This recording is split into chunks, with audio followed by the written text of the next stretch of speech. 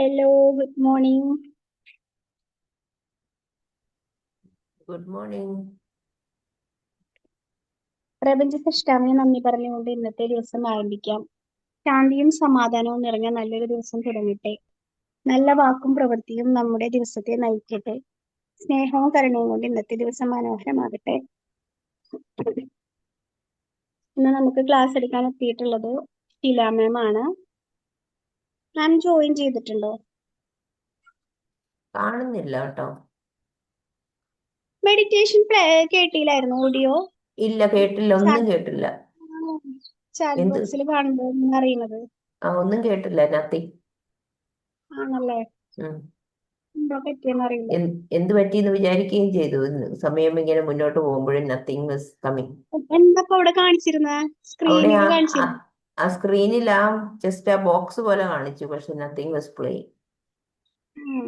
എന്ത് പറ്റിയാണോ? ശില മാം ജോയിൻ ചെയ്തിട്ടില്ലേന്നു? ഇവിടെ പേര് കാണുന്നില്ല.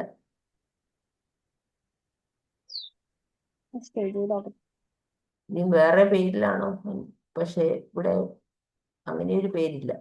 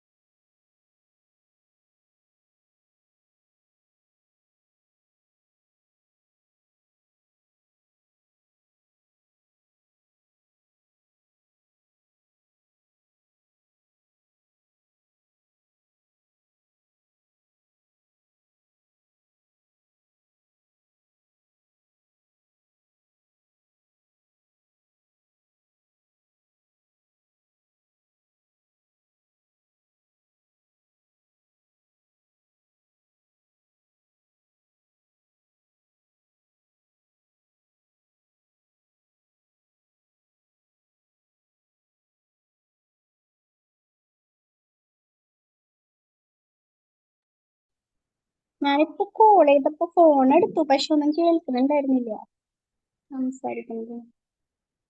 എന്തെങ്കിലും കണക്ടിവിറ്റി ഇഷ്യൂ ആയിരിക്കുമോ? അറിയില്ല, എന്താന്നറിയില്ല. കോൾ എടുത്തിരുന്നു, അറ്റൻഡ് ചെയ്തിരുന്നു, ഒന്നും കേൾക്കില്ല. വാട്സപ്പിലായിരുന്നു കോള്. വാട്സാപ്പിൽ വേണേ എഴുതി ചോദിക്കാം. വാട്സപ്പിലാണ് ഞാൻ മെസ്സേജ് ചെയ്തു, എന്നിട്ട് പിന്നെ കോളും ചെയ്തു. നോർമൽ കോള് ചെയ്ത് നോക്കട്ടെ.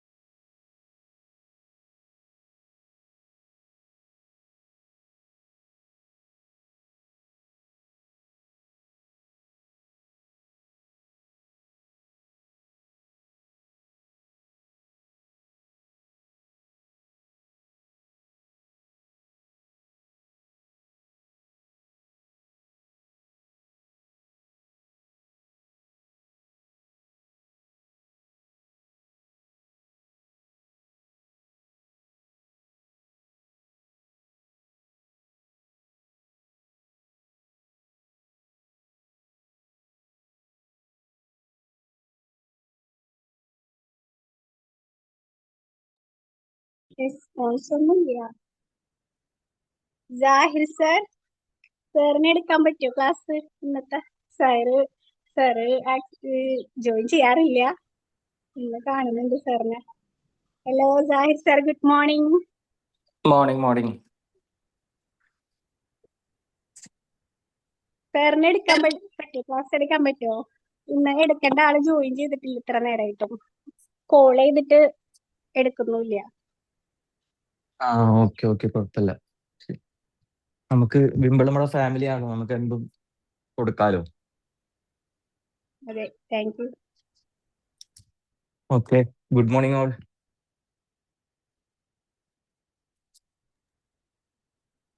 Good audible morning. അല്ലേ? Good morning, Good good morning. morning. Yes, audible ആണ്. ഓക്കെ, എല്ലാരും സുഖമായിട്ടിരിക്കുന്ന? Yes yes, hope the same with you. Susan ma'am ഒക്കെ സ്ഥിരം നമ്മുടെ മോർണിംഗ് സർക്കിളൊക്കെ വളരെ ഉഷാറായിക്കൊണ്ട് നിൽക്കാൻ. വിമ്പിളൊക്കെ കഴിഞ്ഞ വർഷം കണ്ടു, ആണല്ലേ? ഒരു ഫോട്ടോ ഒക്കെ കണ്ടു. അപ്പോ നേരത്തെ സജന മാം പറഞ്ഞതുപോലെ നമ്മുടെ ദിവസം തുടങ്ങുന്ന ഒരു സമയത്തിലാണ് നമ്മൾ നിൽക്കുന്നത്. പലർക്കും പല സമയങ്ങളാണ്. ചില ആളുകൾ 4 മണിക്ക് എഴുന്നേൽക്കുന്നവരുണ്ടാവും, 5 മണിക്ക് ഉണ്ടാവും. ഏതാണോ നമ്മൾ എഴുന്നേൽക്കുന്ന സമയം, അന്നു മുതലാണ് നമ്മുടെ ഒരു ദിവസം തുടങ്ങുന്നത്.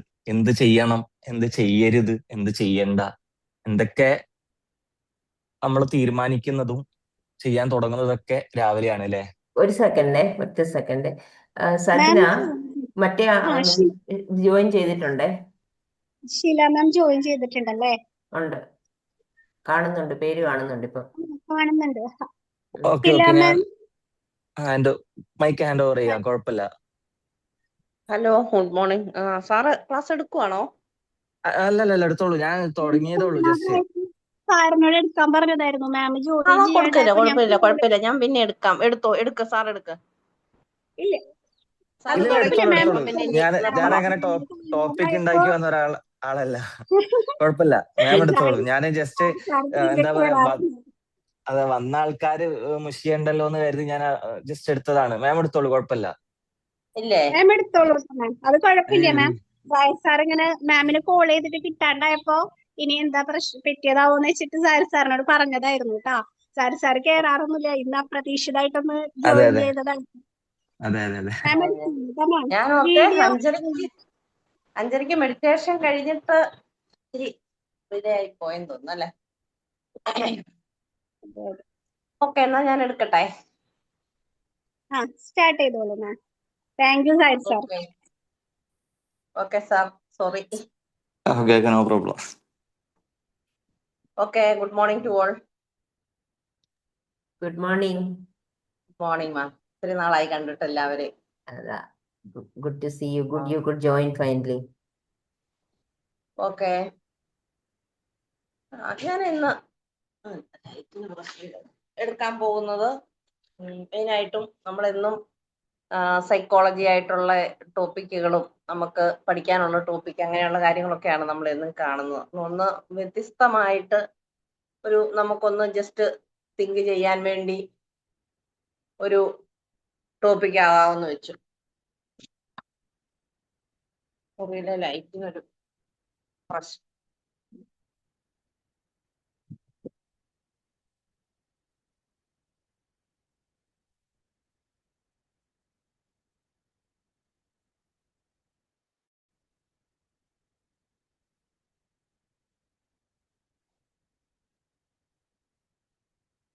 കാണാമല്ലോ അല്ലേ?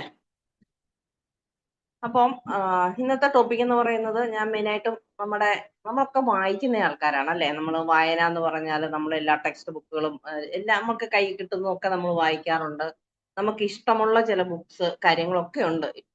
ഇതൊക്കെ നമ്മൾ നമ്മുടെ ഡെയിലി ലൈഫിൽ വായിക്കുകയും തീർച്ചയായിട്ടും വായന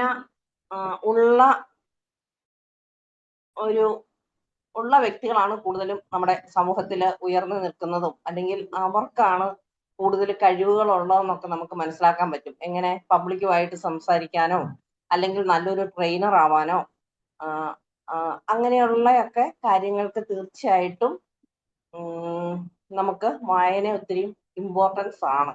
അപ്പം ഈ വായനയിലൂടെ നമുക്ക് എന്തൊക്കെയാണ് അതിന്റെ അഡ്വാൻറ്റേജസ്, അല്ലെങ്കിൽ എന്തൊക്കെയാണ് നമുക്ക് കിട്ടുന്ന ഗുണങ്ങൾ എന്ന് മാത്രം ഒന്ന് പറയാനാണ് ഞാൻ ഈ ക്ലാസ്സിൽ ഇന്ന് ഉദ്ദേശിച്ചത്. നമ്മൾ കേട്ടിട്ടുണ്ടോ? നിങ്ങൾ കേട്ടിട്ടുണ്ടായിരിക്കുമല്ലോ. നമ്മൾ സാധാരണ പറയുന്ന കേട്ടിട്ടുണ്ടായിരിക്കാം, ചിലപ്പോൾ ഇല്ലായിരിക്കാം, ഒരു കോട്ടാണ്, a room without books is like a body without a soul എന്നാണ് മാർക്കസ് ടുലീസ് സിസേറോ പറഞ്ഞിരിക്കുന്നത്. അതായത് ഒരു ബുക്കില്ലാത്ത മുറി എന്ന് പറയുന്നത് നമ്മുടെ ആത്മാവില്ലാത്ത ഒരു ശരീരം പോലെയാണെന്നാണ്. കേട്ടിട്ടുണ്ടോ ഈ കോട്ട്? ഇല്ല. അതെ. അപ്പം അങ്ങനെയാണ് പറയുന്നത്.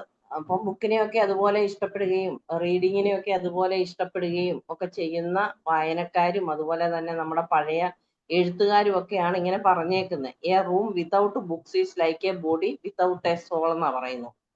ഒരു ബുക്കില്ലാത്ത ഒരു റൂം എന്ന് പറയുന്നത് ആത്മാവില്ലാത്ത ഒരു ശരീരം പോലെയാണെന്ന്. ഇത് മനോഹരമായിട്ടാണ് അവര് പറഞ്ഞിരിക്കുന്നത് അല്ലെ. അതുപോലെ തന്നെ ഒരാൾ പറയുന്നുണ്ട്, ഈ റീഡിങ് എന്ന് പറയുന്നത് അല്ലെങ്കിൽ നമ്മുടെ ഈ ബുക്സ് എന്ന് പറയുന്നത് നമുക്ക് ശരിക്കും നമ്മുടെ ഒരു വളരെ ക്വയറ്റ് ആയിട്ടുള്ള കാം ആയിട്ടുള്ളതും അതുപോലെ തന്നെ ലാസ്റ്റ് ചെയ്യുന്ന ഫ്രണ്ട്സ് ആണെന്നാണ് പറയുന്നത്. Quiet and lasting friends. പിന്നെ നമുക്ക് ബുക്സ് എന്ന് പറയുന്നത് ഈസിയസ്റ്റ് ടു റീച്ച് ആണ്. നമുക്ക് ഇഷ്ടമുള്ളപ്പോൾ എടുത്ത് വായിക്കാം. പ്രത്യേകിച്ച് നമ്മുടെ റൂമിൽ നമ്മുടെ അടുത്തിരിക്കുവാണെങ്കിൽ നമുക്കത് നമുക്ക് ഇഷ്ടമുള്ള സമയത്ത് എടുത്ത് വായിക്കാം. പിന്നെ ഇത് നമുക്കൊരു വൈസസ്റ്റ് കൗൺസിലർ ആയിട്ട് അല്ലെങ്കിൽ കൗൺസിലേഴ്സ് ആയിട്ട് നമ്മുടെ ഈ ബുക്സ് നമുക്ക് പ്രയോജനം ചെയ്യുന്നുണ്ട്. നമുക്ക് എന്തെങ്കിലുമൊക്കെ ഒരു വിഷമഘട്ടം വരുമ്പോൾ നമ്മളൊരു ബുക്ക് വായിക്കുവാണെങ്കിൽ നമുക്ക് വളരെ ഒരു ആശ്വാസം കിട്ടാറുണ്ട്. അതുകൊണ്ടാണ് അതിനെ വൈസസ്റ്റ് കൗൺസിലേഴ്സ് എന്ന് പറയുന്നത്. അതുപോലെ തന്നെ നല്ലൊരു ടീച്ചറാണ്, ഒത്തിരി കാര്യങ്ങൾ നമുക്ക് പഠിപ്പിച്ചു തരും. ഇങ്ങനെയും പറയുന്നുണ്ട് ആ ബുക്സിന്റെ ഇമ്പോർട്ടൻസിനെ പറ്റി. ചാർലിസ് ഇലിയോട്ട് എന്ന ഒരു ഗ്രന്ഥകാരനാണ് പറഞ്ഞേക്കുന്നത്. Books are quiet and lasting friends, easiest to reach, wisest counsellors and a teacher. അപ്പം ഇനി നമുക്ക് ഇതിന്റെ ഗുണങ്ങൾ എന്തൊക്കെയാണെന്ന് നോക്കാം. ഇതിന്റെ ഗുണങ്ങളെ സംബന്ധിച്ച് പറയുവാണെങ്കിൽ ഒന്ന് പറയാൻ പറ്റുമോ? എന്തൊക്കെയാ നമ്മുടെ വായനയുടെ ഗുണങ്ങൾ? നമുക്ക് എന്തൊക്കെ അറിയാവുന്നൊന്ന് പറഞ്ഞാൽ ഉപകാരമായിരിക്കും. ഡിസ്കഷൻ മോഡിലൂടെ പോകാം. നോളജ് കിട്ടും, കൂടുതൽ അറിവുകൾ കിട്ടും. അതെ. പിന്നെ റിലാക്സിങ് ആണ്, ഇഷ്ടത്തോടെ വായിച്ചുകൊണ്ടിരിക്കാനായിട്ടൊരു നല്ല അനുഭവം. ശരിക്കും നമ്മൾ റീഡിങ്ങിനെ പറ്റി പറയുമ്പോൾ തീർച്ചയായിട്ടും നമുക്ക് പെട്ടെന്ന് നമ്മുടെ മനസ്സിലേക്ക് വരുന്നത് ഈ പറഞ്ഞതുപോലെ നമുക്ക് നോളജ് കിട്ടും എന്നുള്ള ഒരു ഇതും അതുപോലെ തന്നെ മനസ്സിനെ നന്നായിട്ട് റിലാക്സ് ചെയ്യിക്കും എന്നാണ് പറഞ്ഞിരിക്കുന്നത്. അപ്പൊ നമുക്കൊന്ന് നോക്കാം. ഒരു കുറച്ച് പോയിന്റ്സ്, ഒരു 8-9 പോയിന്റ്സ് ജസ്റ്റ് ഞാൻ വേഗത്തിലൊന്ന് പറഞ്ഞു പോകാം. അതില് ഒന്നാമത്തെ പോയിന്റ്സ് എന്ന് പറയുന്നത് എന്നാന്ന് ചോദിച്ചാൽ, ശരിക്കും നമ്മൾ ഇപ്പം പറഞ്ഞതുപോലെ തന്നെ നമ്മൾ പറഞ്ഞൊരു വൈസസ്റ്റ് കൗൺസിലർ ആണെന്ന് പറഞ്ഞ രീതിയിൽ തന്നെ ഇത് മെയിൻ ആയിട്ട് നമ്മുടെ സ്ട്രെസ് ഡിക്രീസ് ചെയ്യുന്നതാണ് പറയുന്നത്. It decreases the stress level. അതായത് നമ്മുടെ ഡേ ടു ഡേ ലൈഫിൽ നമ്മുടെ ജീവിതത്തിൽ ഒത്തിരിയും പ്രശ്നങ്ങളും കാര്യങ്ങളും ഒക്കെ നല്ലൊരു ഫ്രണ്ടായിട്ട് അല്ലെങ്കിൽ നമ്മുടെ മൈൻഡിനെ കാം ചെയ്യാനൊക്കെ നമുക്ക് ഒത്തിരിയും സഹായിക്കും. അതുപോലെ തന്നെ നമ്മളുടെ ഇന്റർപേഴ്സണൽ റിലേഷൻഷിപ്പ് നമുക്ക് മുന്നോട്ട് കൊണ്ടുപോകാൻ അല്ലെങ്കിൽ അതിന് ഉണ്ടാകുന്ന പ്രോബ്ലംസ് ഒക്കെ ഒത്തിരി കുറച്ചുകൊണ്ട് വരാൻ സഹായിക്കും. നമ്മുടെ പേഴ്സണൽ ലൈഫ് നമുക്ക് നോളജ് കിട്ടുമെന്ന് പറഞ്ഞു. ഈ നോളജ് കിട്ടുമ്പോൾ തന്നെ നമ്മുടെ പേഴ്സണൽ ലൈഫിനെ നമുക്കൊരു വേറെ തലത്തിലേക്ക് അല്ലെങ്കിൽ വേറൊരു ലെവലിലേക്ക് നമുക്ക് കൊണ്ടുപോകാൻ സാധിക്കും. അങ്ങനെ നമുക്ക് ഇൻട്രസ്റ്റിംഗ് ആയിട്ടുള്ള ബുക്ക്, നമുക്കിപ്പോ എപ്പോഴും ഒരു നോവൽ വായിക്കണമെന്നൊന്നും ഇല്ല. പക്ഷെ നമ്മുടെ മനസ്സ് സ്ട്രെസ് ആയിട്ട് ഇരിക്കുവാണെങ്കിൽ ശരിക്കും നമുക്ക് ഇഷ്ടമുള്ള ഒരു നോവൽ നമ്മൾ വായിക്കുവാണെങ്കിൽ നമ്മുടെ ആ ടെൻഷൻ എവിടെ പോയി എന്നുള്ള കാര്യം നമുക്ക് അറിയില്ല. അതുപോലെ തന്നെ അത് വായിച്ചു വേണമെങ്കിൽ നമ്മൾ കിടന്നുറങ്ങിപ്പോകും. ആ ഒരു സ്റ്റേജിലേക്ക് നമ്മൾ ആകുന്നതാണ് ശരിക്കും. അങ്ങനെ നമ്മുടെ മനസ്സിലെ സ്ട്രെസ് കുറയ്ക്കാൻ തീർച്ചയായിട്ടും ബുക്സിന് നമ്മളെ സഹായിക്കാൻ സാധിക്കും എന്നാണ് പറയുന്നത്. ഇനി അതുപോലെ തന്നെ നമ്മൾ വായനയിലൂടെ നമുക്ക് കിട്ടുന്ന രണ്ടാമത്തെ ഒരു യൂസ് ആയിട്ട് പറയുന്നത്, ഇറ്റ് ഇൻക്രീസസ് അല്ലെങ്കിൽ it better our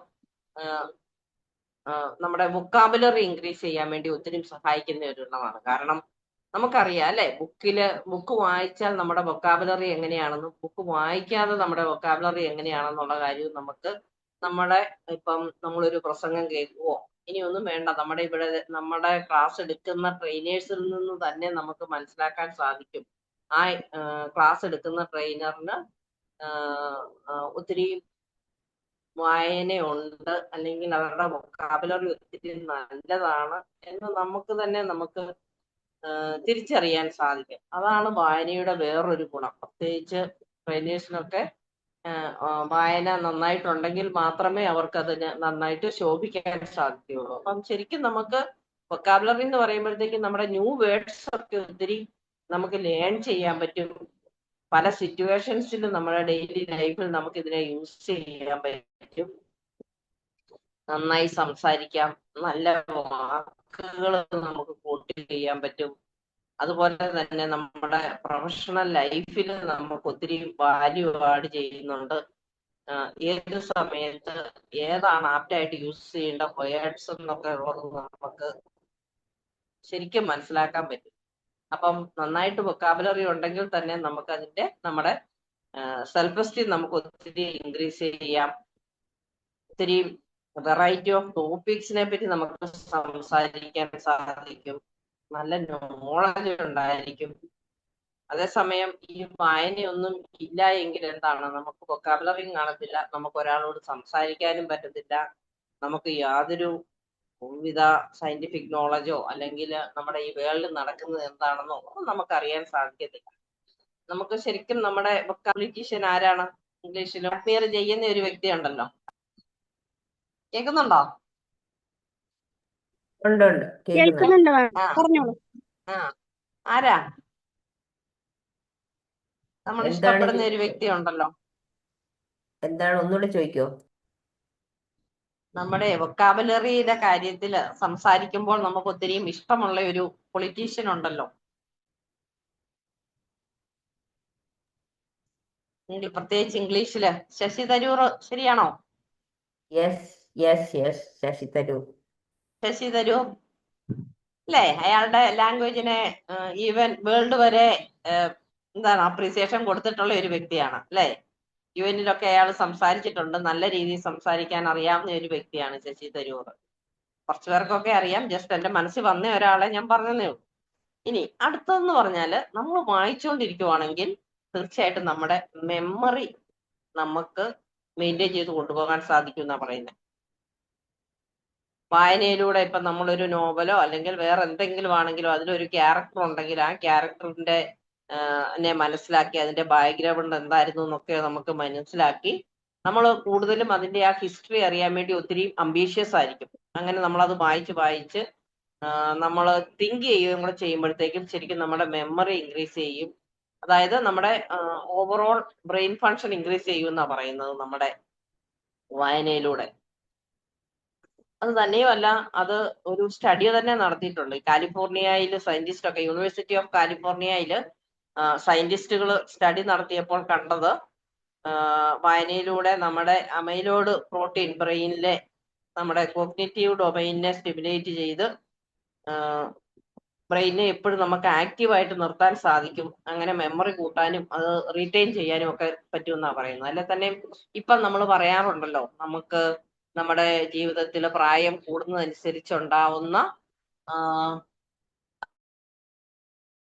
അസുഖമാണല്ലോ dementia, Alzheimer's എന്നൊക്കെ പറയുന്നത്. അപ്പം നമുക്ക് വായന കൂടുതലുണ്ടെങ്കിൽ നമ്മുടെ ബ്രെയിൻ ഫങ്ഷൻ നമ്മൾ എപ്പോഴും ആക്റ്റീവായിട്ട് വെക്കുവാണെങ്കിൽ ഇവയൊക്കെ ഒരു പരിധി വരെ തടയാൻ പറ്റും എന്നുള്ളതും പറയുന്നുണ്ട്. പിന്നെ നമ്മൾ വായിക്കുവാണെങ്കിൽ തീർച്ചയായിട്ടും it improves our focus and concentration അല്ലേ? നമ്മൾ വായിക്കുവാണെങ്കിൽ നമ്മുടെ കോൺസെൻട്രേഷനും അതുപോലെ തന്നെ നമ്മുടെ ആ ഒരു ക്ലാരിറ്റി അല്ലെങ്കിൽ നമുക്ക് ഫോക്കസ് ചെയ്യുന്ന ഇതില് നമുക്ക് കോൺസെൻട്രേറ്റ് ചെയ്ത് ഇരിക്കാൻ സാധിക്കും. അതായത് ബ്രെയിനിന്റെ ആ കണക്ടിവിറ്റി അവിടെ നമുക്ക് മെയിൻറ്റെയിൻ ചെയ്യാൻ പറ്റും. ആ കണക്ടിവിറ്റി മെയിൻറ്റെയിൻ ചെയ്യുന്നത് കാരണം ഇത് നമ്മുടെ അറ്റൻഷനും ഫോക്കസും കോൺസെൻട്രേഷനും ഒക്കെ കൂട്ടിത്തരും. കാരണം ഇപ്പോഴെന്ന് പറഞ്ഞാൽ നമ്മൾ എല്ലാവരും ഇന്റർനെറ്റിൽ അല്ലെങ്കിൽ സോഷ്യൽ മീഡിയയിൽ ഇങ്ങനെ പ്രവർത്തിച്ചുകൊണ്ടേ ഇരിക്കുമ്പം ശരിക്കും ഒരു സൈബർ വേൾഡിൽ അല്ലെങ്കിൽ നമ്മളൊരു മൾട്ടി ടാസ്കിങ് മെത്തേഡിലേക്ക് നമ്മൾ മാറിയിരിക്കുകയാണ്. അപ്പം ഈ മൾട്ടി ടാസ്കിങ് മെത്തേഡിലും മറ്റുമൊക്കെ ഇപ്പൊ നമുക്ക് ഒരു 5 അല്ലെങ്കിൽ ഒരു 10 മിനിറ്റ് കൊണ്ട് ചെയ്യേണ്ട ഒരു വർക്ക് ആണെങ്കിൽ നമ്മൾ ആ വർക്കിൽ കോൺസെൻട്രേറ്റ് ചെയ്യാതെ എന്തെങ്കിലും ഒരു ഒത്തിരി ടൈം കിട്ടിയാൽ നമ്മൾ ഏതെല്ലാം രീതിയിലേക്ക് പോകും. ആ സമയത്ത് നമ്മൾ വേണമെങ്കിൽ ഫേസ്ബുക്കിൽ പോകും, നമ്മൾ മെയിൽ ചെക്ക് ചെയ്യും, നമ്മൾ ചാറ്റ് ചെയ്യും, അല്ലെങ്കിൽ നമ്മൾ ഫോണിൽ നോക്കും. അതേസമയം നമ്മൾ ബുക്കൊക്കെ വായിച്ചുകൊണ്ടിരിക്കുവാണെങ്കിൽ നമ്മുടെ അറ്റൻഷൻ മുഴുവനുമായിട്ടും ആ ബുക്കിൽ തന്നെ നമുക്ക് കോൺസെൻട്രേറ്റ് ചെയ്ത് മുന്നോട്ട് പോകാൻ സാധിക്കും. അതുകൊണ്ടാണ് പറയുന്നത് it improves our focus and concentration. അതുപോലെ തന്നെ ഏറ്റവും ഇമ്പോർട്ടന്റ് ആയിട്ടുള്ള ഒരു സംഗതിയാണ് നമ്മുടെ ഇന്റലിജൻസ്. നമ്മുടെ ബുദ്ധി കൂട്ടാൻ പറ്റും. അത് പ്രത്യേകിച്ച് ചൈൽഡ്ഹുഡിൽ തന്നെ അല്ലെങ്കിൽ വളരെ ചെറുപ്പത്തിൽ തന്നെ നമ്മുടെ റീഡിങ് ഹാബിറ്റ്സ് നമ്മൾ ഫോം ചെയ്യുവാണെങ്കിൽ തീർച്ചയായിട്ടും നമ്മുടെ ഇന്റലിജൻസ് നമുക്ക് കൂട്ടാൻ സാധിക്കും. ഇങ്ങനെയൊക്കെയാണ് ചെറുപ്പത്തിലെ റീഡിങ് ഹാബിറ്റ്സ് ഉള്ള നമ്മുടെ മക്കളിലാണെങ്കിലും, അല്ലെങ്കിൽ ഇപ്പൊ ഞാൻ ഈ പറഞ്ഞ ശശി തരൂരിനെ പോലെയൊക്കെ ഉള്ളവര് ഒരു ചെറുപ്പത്തിൽ തന്നെ ബുക്സ് വായിക്കുകയും ഒക്കെ ചെയ്തത് കൊണ്ടാണ് അതേ രീതിയിലൊക്കെ സംസാരിക്കാൻ പറ്റുന്നത്. അപ്പം ഇവിടെ പറയുന്നത് ഒരു ട്വിൻസിൽ ഐഡന്റിക്കൽ നമ്മുടെ ട്വിൻസിലൊക്കെ ഒരു സ്റ്റഡി നടത്തിയിട്ടുള്ളപ്പോൾ 2014 ട്വിൻസ് നടത്തിയ ഒരു സ്റ്റഡിയാണ്. അതില് ഈ ട്വിൻസിൽ നടത്തിയ സ്റ്റഡിയില് അവര് വായിക്കുന്ന കുട്ടികളിൽ അവരുടെ കോഗ്നിറ്റീവ് ഡെവലപ്മെന്റ് വളരെ ഇംപ്രൂവ് ചെയ്ത് കാണപ്പെട്ടു എന്നാണ് പറയുന്നത്. വൊക്കാബുലറി അതുപോലെ തന്നെ റീസണിങ് ചെയ്യാനുള്ള കഴിവൊക്കെ അവർക്ക് കൂടുതലും ഉണ്ടായിരുന്നു എന്നാണ് സ്റ്റഡീസ് പറയുന്നത്.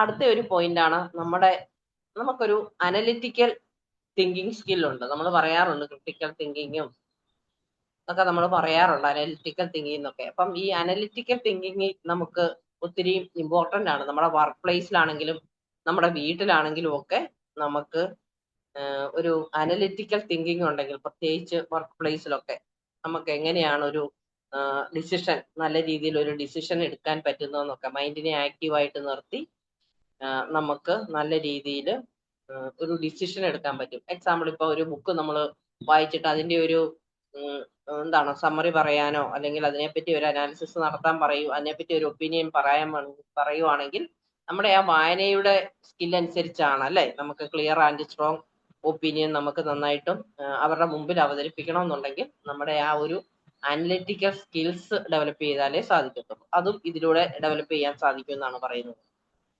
പിന്നെ പോയിന്റ് എന്ന് പറയുന്നത് നമ്മുടെ ഇമാജിനേഷൻ നമുക്ക് ഒത്തിരി ഇൻക്രീസ് ചെയ്യാൻ പറ്റും അല്ലെ. ഇമാജിനേഷൻ ഇല്ലായിരുന്നെങ്കിൽ നമ്മുടെ ഇവിടെ നോവലും മറ്റുള്ള കഥകളും ഒന്നും കാണത്തില്ലല്ലോ.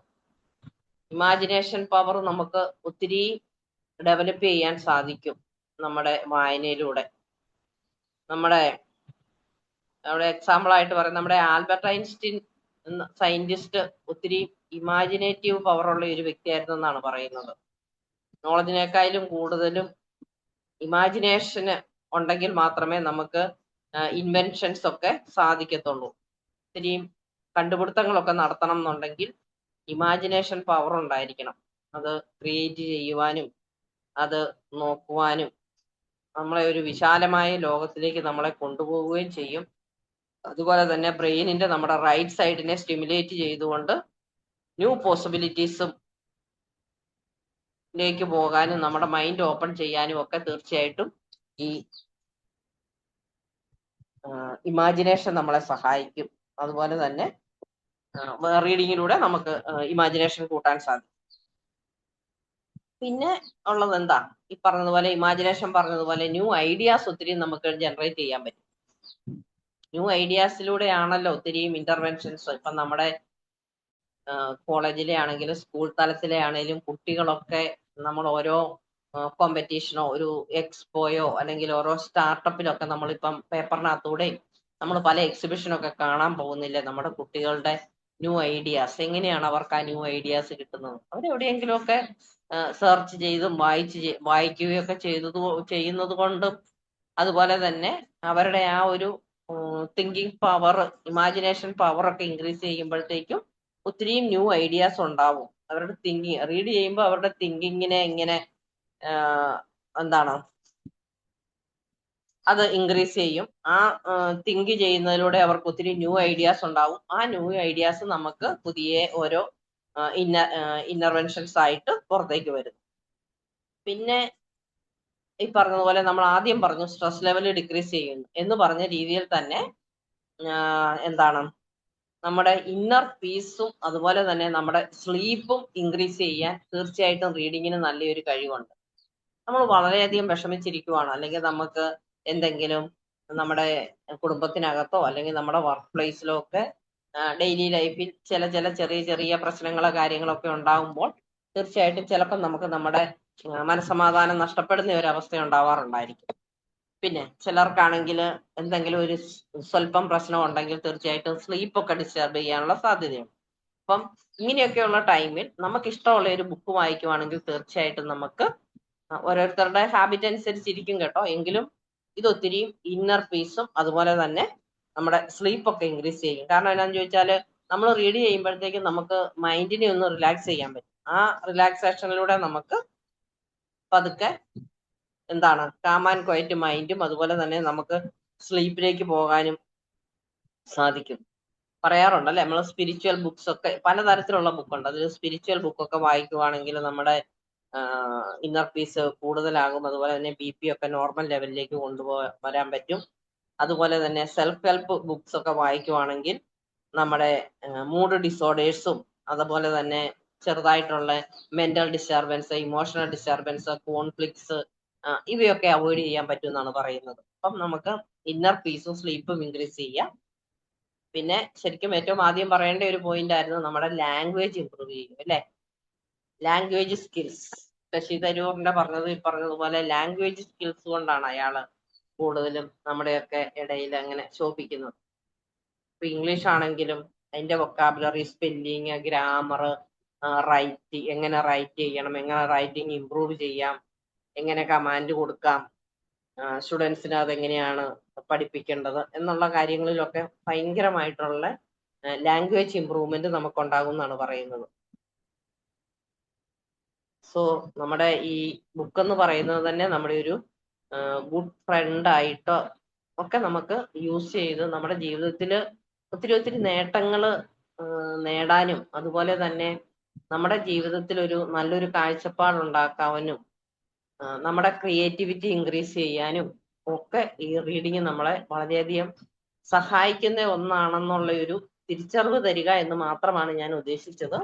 അപ്പൊ ഞാൻ പറഞ്ഞ മെയിൻ പോയിന്റ്സ് എന്തൊക്കെയാണെന്ന് ചോദിച്ചാൽ, മെയിനായിട്ടും റീഡിങ്ങിനെ സംബന്ധിച്ചിടത്തോളം ഞാൻ പറഞ്ഞു, a room without books is like a body without a soul എന്നാണ് സാധാരണ പറയുന്നത്.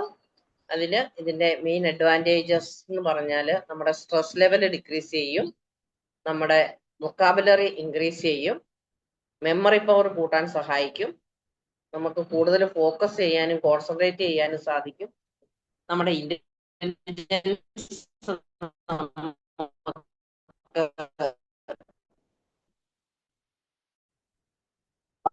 വർദ്ധിപ്പിക്കാൻ സാധിക്കും, ഇൻക്രീസ് ചെയ്യാൻ ഉണ്ടാക്കാൻ സാധിക്കും, നമ്മുടെ ഇന്നർ പീസും സ്ലീപ്പും അതുപോലെ തന്നെ നമ്മുടെ ലാംഗ്വേജും ഒത്തിരി ഇംപ്രൂവ് ചെയ്യാം. നമുക്ക് നന്നായിട്ട് നമ്മളൊക്കെ ഒന്നെങ്കിൽ ഈ ട്രെയിനിങ് ഫീൽഡിലോ അല്ലെങ്കിൽ ഇതുപോലെയൊക്കെ പബ്ലിക്കുമായിട്ട് സെർവ് ചെയ്യുന്ന ആൾക്കാരായിരിക്കും. നമ്മളൊരു പ്രോഗ്രാം പ്ലാൻ ചെയ്യുമ്പോഴത്തേക്കും നമുക്കൊരു ചീഫ് ഗസ്റ്റ് ഒക്കെ വേണം. നമ്മൾ പെട്ടെന്ന് നമ്മുടെ മനസ്സിലേക്ക് വരുന്നത് എന്തായിരിക്കും? ചീഫ് ഗസ്റ്റിന്റെ രൂപമല്ല, ചീഫ് ഗസ്റ്റിനെ പറ്റി സംസാരിക്കുമ്പോൾ അല്ലെങ്കിൽ ഇനാഗ്രേഷൻ ചെയ്യണമെങ്കിൽ അതിനുള്ള ഒരാളിനെ പറ്റി നമ്മൾ ചിന്തിക്കുമ്പോഴത്തേക്കും നമ്മുടെ മനസ്സിലേക്ക് എന്നതാ കടന്നു വരുന്നത് എന്ന് പറയാൻ പറ്റുമോ? എന്തായിരിക്കും?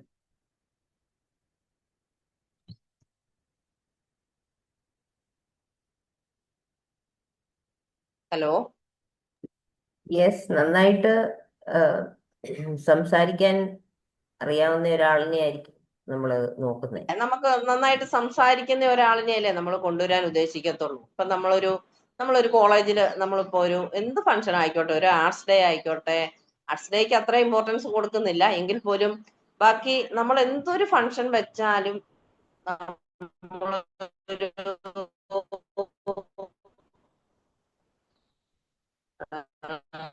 ബ്രേക്ക് ആയി പോകുന്നുണ്ട് കേട്ടോ.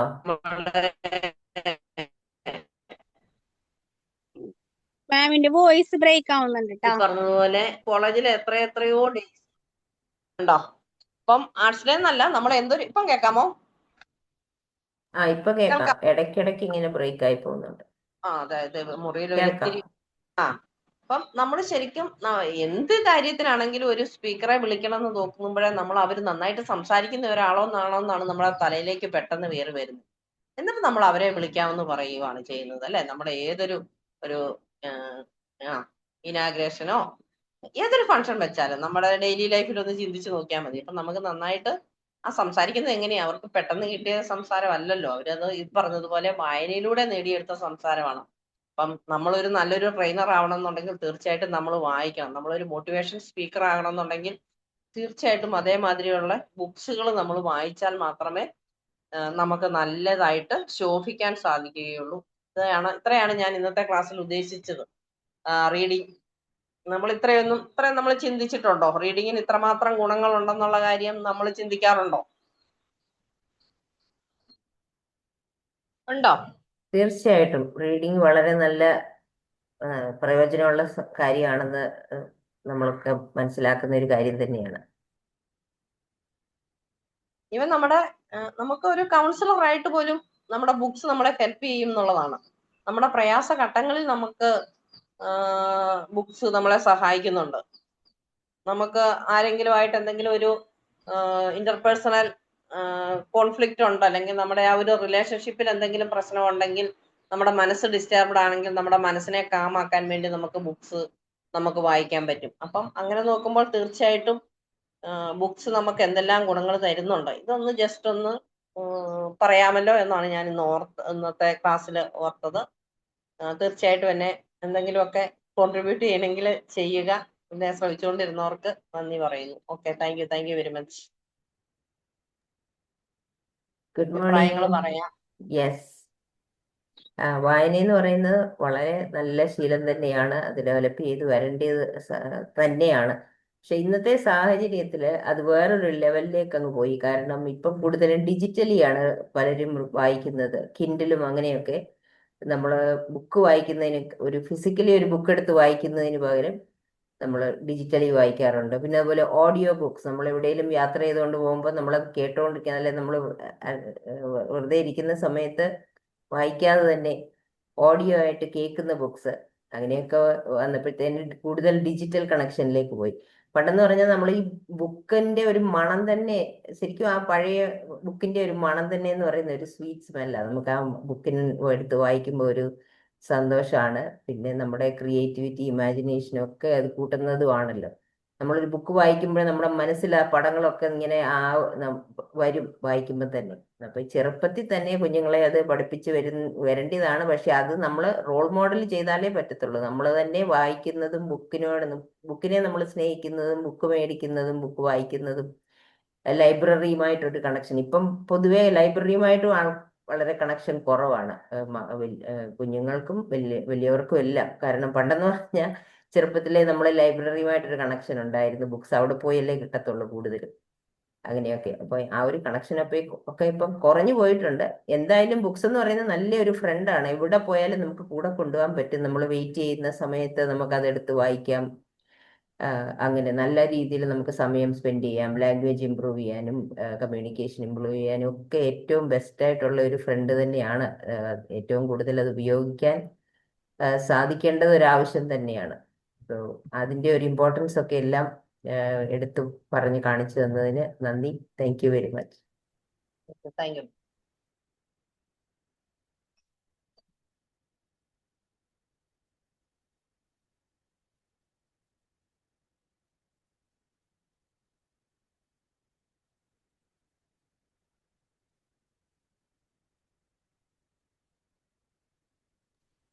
താങ്ക് യു സോ മച്ച് ശീല മാം.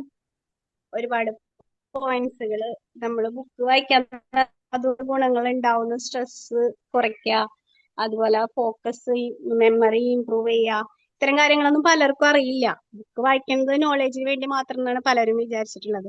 ഒരുപാട് ഗുണങ്ങളുണ്ട് ബുക്ക് വായിക്കുന്നത്. ഞാൻ എൻ്റെ പേഴ്സണൽ എക്സ്പീരിയൻസ് പറയണമെങ്കിൽ, ഒരു ദിവസം എനിക്ക് രാവിലെ എണീറ്റപ്പോൾ അതിൽ ഭയങ്കര എന്തോ ഒരു പ്രത്യേകിച്ച് കാര്യമൊന്നുമില്ല, ഭയങ്കര എന്തോ ഒരു ടെൻഷൻ പോലെ, എന്തോ ഭയങ്കര ഒരു ടെൻഷൻ. അങ്ങനെ പ്രത്യേകിച്ച് അങ്ങനെ റീസൺ ഒന്നുമില്ല. നമുക്ക് എല്ലാവർക്കും പിന്നെ ലൈഫിൽ എന്തെങ്കിലും പ്രശ്നങ്ങളൊക്കെ ഉണ്ടാവുമല്ലോ, അല്ലാണ്ട് അന്ന് അങ്ങനെ പ്രത്യേകിച്ച് അല്ലെങ്കിൽ അതിന്റെ തൊട്ട് ദിവസം ഒന്നും ഉണ്ടായിട്ടില്ല.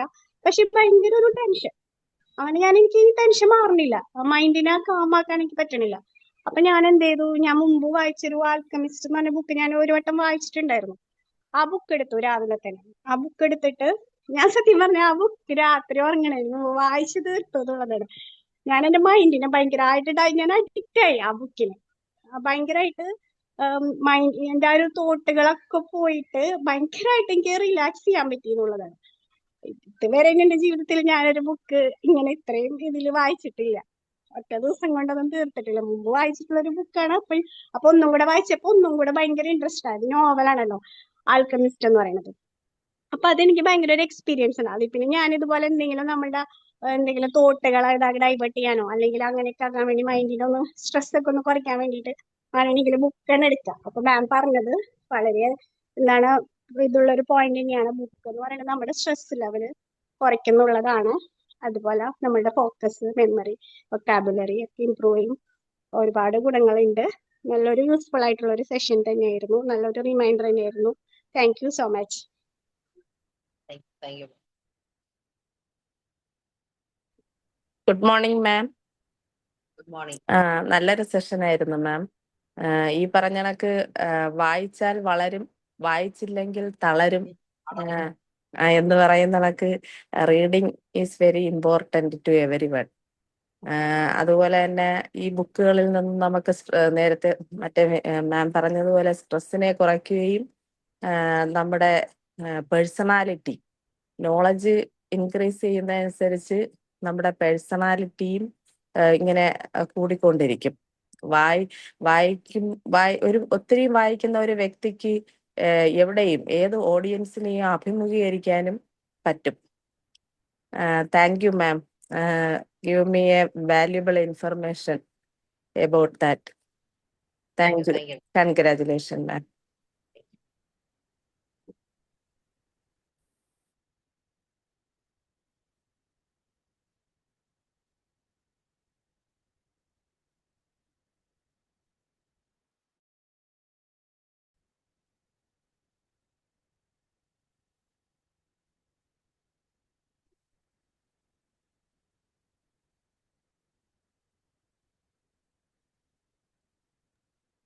എന്റെ എന്റെ ഈ പുറകെ നിൽക്കുന്ന മരം കണ്ടോ? എന്റെ മരമല്ല കേട്ടോ, വേറുള്ളവരുടെ മരമാണ്. കാണാവോ?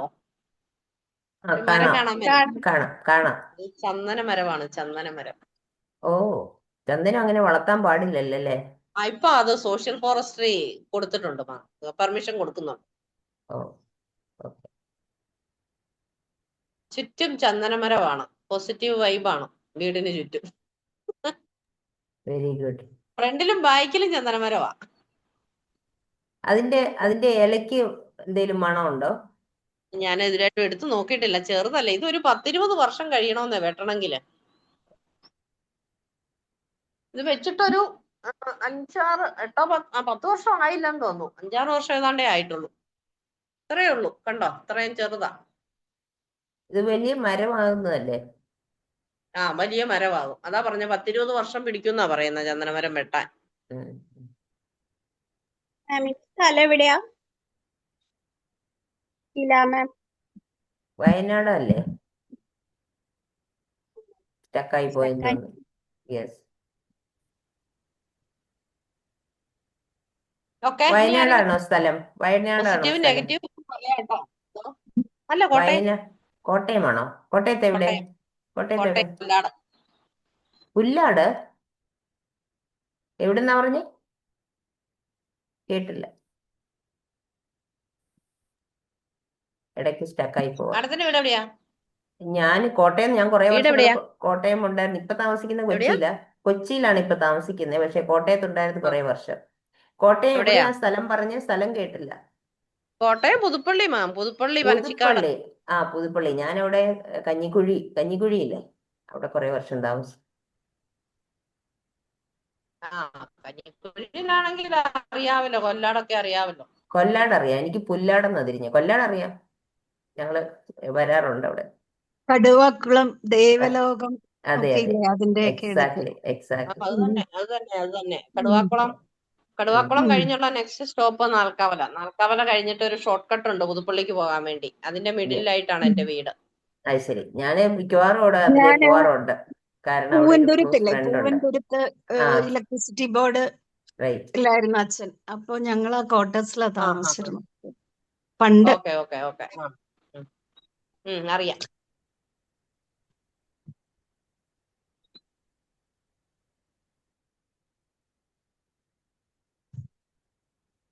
അപ്പോൾ നമുക്ക് വൈൻഡപ്പ് ചെയ്യാമെന്ന് തോന്നുന്നല്ലേ? ഓക്കെ, വൈൻഡപ്പ് ചെയ്യാം ma'am. Okay, thank you very much for your thank you. Patience listening. Thank you ma'am. Thank you. എല്ലാവർക്കും ഒരു നല്ല ദിവസം നേരുന്നു. Thank U.